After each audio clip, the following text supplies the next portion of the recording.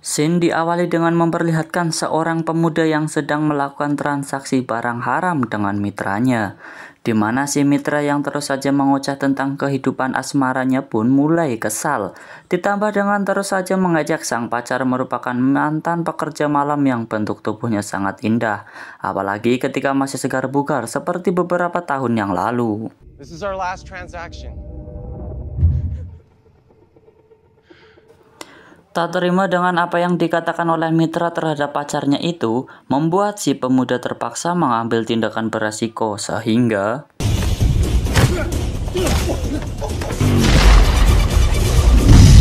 singkat cerita, esok hari pun tiba di salah satu sungai di Bangkok, Thailand.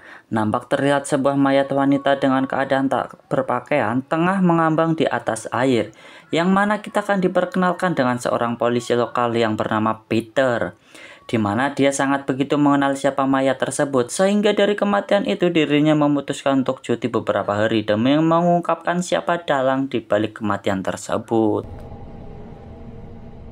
Singkat cerita, Peter pergi ke sebuah kota untuk bertemu dengan teman semasa mudanya dulu yang bernama Ji. Ini bebenguknya yang ternyata dia merupakan ayah dari si wanita yang meninggal tanpa busana kemarin siang.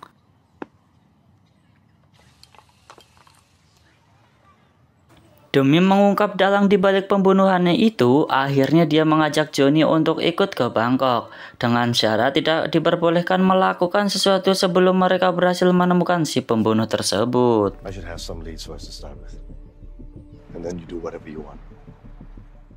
Setibanya di Bangkok, Peter lantas kembali ke kantornya, sedangkan Johnny pergi ke kamar mayat demi untuk melihat tubuh anak tercintanya yang untuk terakhir kalinya.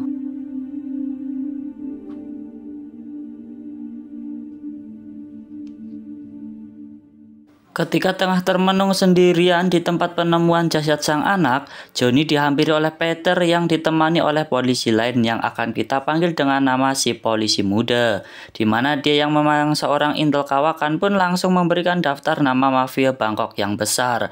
Kemungkinan salah satu dari mereka merupakan si pelaku yang telah membunuh anak semata wayangnya.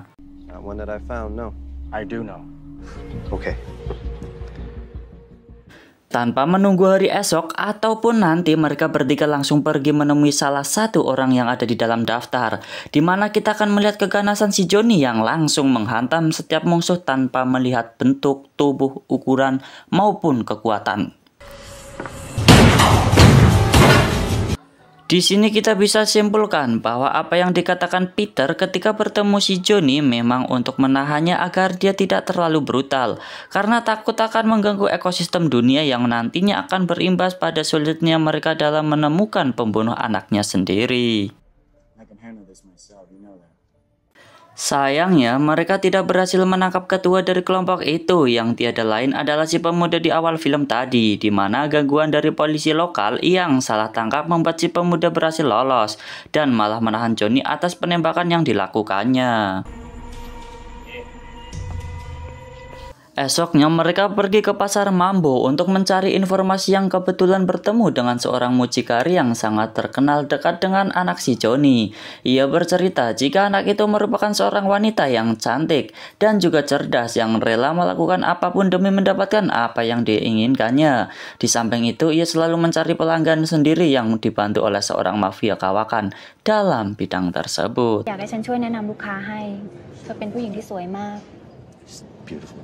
Tak menyangka dengan apa yang didengarnya tentang pekerjaan si anak yang menyimpang, Johnny memutuskan untuk melampiaskan kemarahannya dengan membunuh beberapa orang yang berada di jalan untuk menjebak beberapa turis muda ada di sana tanpa pengawasan kedua orang tuanya. Sementara Johnny membunuh para mafia, Peter dan si polisi muda pun pergi ke sebuah bar untuk mencari informasi lain, di mana ada satu info yang mereka dapatkan selain info yang sama seperti yang dikatakan oleh si mucikari tadi. Johnny yang bertindak semena-mena pun akhirnya membuat Peter marah. Ia memutuskan untuk mengambil senjatanya dengan harapan agar si Johnny tidak bertindak aneh lagi dan memancing para mafia besar keluar untuk balik mengejar mereka. I'll call it in. I'll take care of it. Selanjutnya mereka melakukan investigasi di sebuah klub malam di mana si Johnny yang bertugas pun lagi-lagi berulah dengan membantai semua orang yang ada di klub kecuali wanita dan beberapa orang pelanggan yang tampak lemah dan tak berdaya.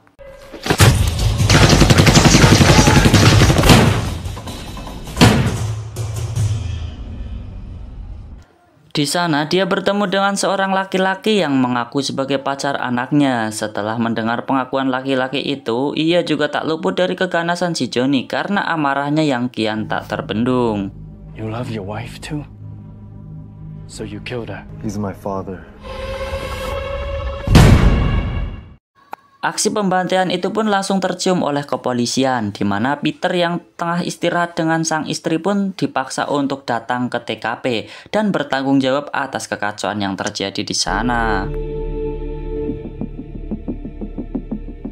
Dengan dipenuhi amarah, Peter langsung pergi menyusul sahabatnya untuk memarahinya. Awalnya mereka bersih tegang, lantas si Peter yang tak terima jika niat baiknya untuk membantu si Johnny malah bisa berakibat fatal pada pekerjaannya dan juga keluarganya. Setelah mengetahui kenyataan pahit yang menimpanya, Johnny pun membuat Peter akhirnya kembali sadar, di mana dia memutuskan untuk membawa Johnny ke rumahnya dengan harapan agar sahabatnya terlepas kendali seperti saat ini. Esoknya mereka bertiga pergi ke tempat di mana dulu si anak Johnny tinggal, yang di sana terdapat dua sahabat si anak yang tengah tertidur, sehingga si polisi muda pun tak punya pilihan lain selain membangunkan dengan mereka agar bisa diinterogasi. Angel's father? She's my best friend. Sadar jika mereka tengah berbohong, Peter tetap saja melakukan investigasinya karena ingin tahu tentang alasan kenapa mereka berdua harus seperti itu dan apa sebenarnya yang tengah mereka sembunyikan darinya. Yang ketika Peter CS baru saja keluar dari rumah, tiba-tiba ya, pasangan kekasih itu ternyata memutuskan untuk meledakkan diri dan membawa serta rahasia mereka bersamanya. Hal tersebut juga berlaku bagi si polisi yang diharapkan ikut mati bersama mereka berdua. Masih pusing dengan ledakan itu, Johnny CS pun dibawa oleh seseorang dan diikat di atas kursi agar mereka tidak bisa melakukan perlawanan. Yang ternyata seseorang itu adalah si pemilik bar yang diinterogasinya oleh mereka beberapa hari yang lalu, di mana dia langsung membunuh si polisi muda yang entah apa maksud dan tujuannya.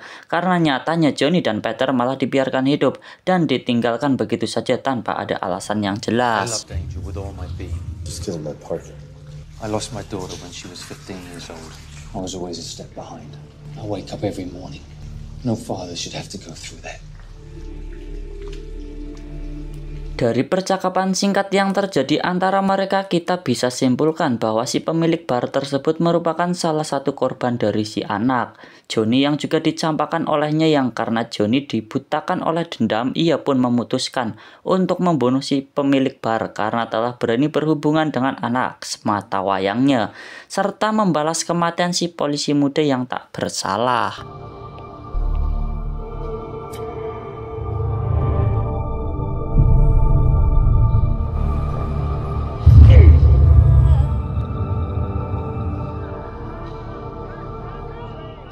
Selanjutnya Johnny mengajak Peter pergi ke sebuah klub pengecoran VIP di Bangkok. Karena menurut informasi yang didapatkan, dulu anaknya mulai berkarir sebagai wanita dewasa berawal dari sana. Sehingga kemungkinan jika kematian tidak jauh-jauh dari anggota di sana yang tak rela berbagi cinta dengan orang lain. Malam harinya sampai Johnny dan Peter ke tempat yang dituju, mereka mulai tawar-menawar harga dengan sales di sana, sampai menemukan kriteria yang benar-benar cocok untuk keinginannya. Bahkan mereka berani membayar mahal dengan menyewa beberapa gadis muda dengan harga 250 juta per orangnya. Penampilan yang meyakinkan serta uang yang dibawanya tidak sedikit pun membuat sales merasa yakin dengan mereka. Lalu ia membawanya ke dalam ruangan khusus untuk diperlihatkan beberapa pilihan yang mungkin akan cocok untuk mereka berdua. Yang ketika si sales pergi untuk memanggil manajernya, si Johnny langsung mulai bertindak dengan melumpuhkan dua orang yang mengawal beberapa wanita tadi.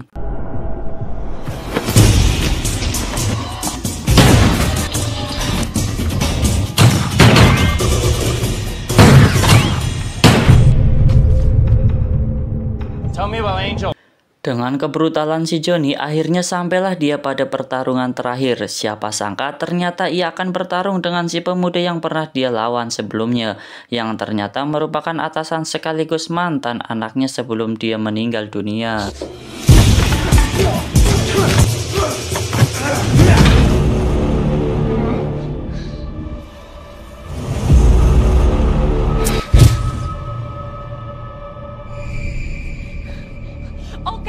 Dan ya, takut jika dia dan bosnya dibunuh, si Silas mencoba untuk bicara baik-baik dengan si John.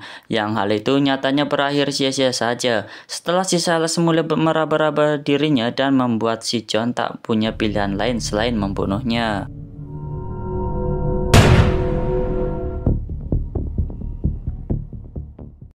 Esoknya mereka berdua pergi menemui seorang wanita yang dulu pernah diinterogasi yang ternyata merupakan seorang bos besar yang memimpin bisnis dunia gelap di Thailand.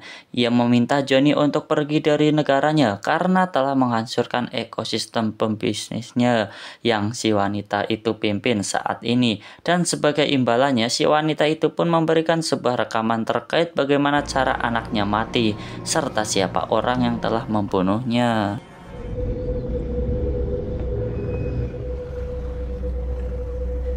Wanita tadi pun memberikan sebuah video yang bisa dinikmati oleh Johnny dan Peter di dalam mobilnya. Di sini kita akan dibuat kesal oleh anak si Johnny ini yang faktanya dia mati bukanlah dibunuh ataupun dianiaya, melainkan mati akibat ulahnya sendiri setelah pesta bedak dan overdosis yang membuat nyawanya melayang.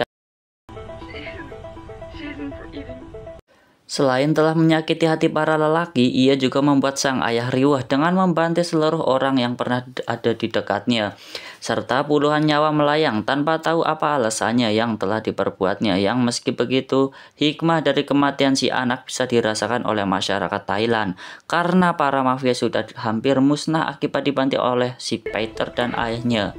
Tamat.